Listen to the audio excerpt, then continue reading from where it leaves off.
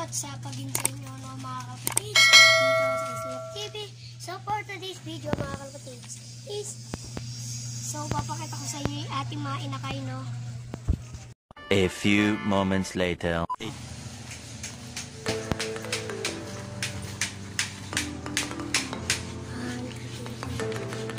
So ayun nga no mga kapatids, ito na yung dalawa natin inakay, isang blue bar at isang white light.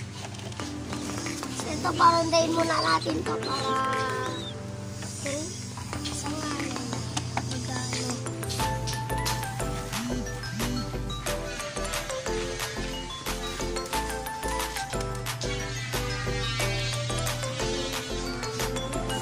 So, papakita ko sa inyo yung lock ng kabayan. Ayun,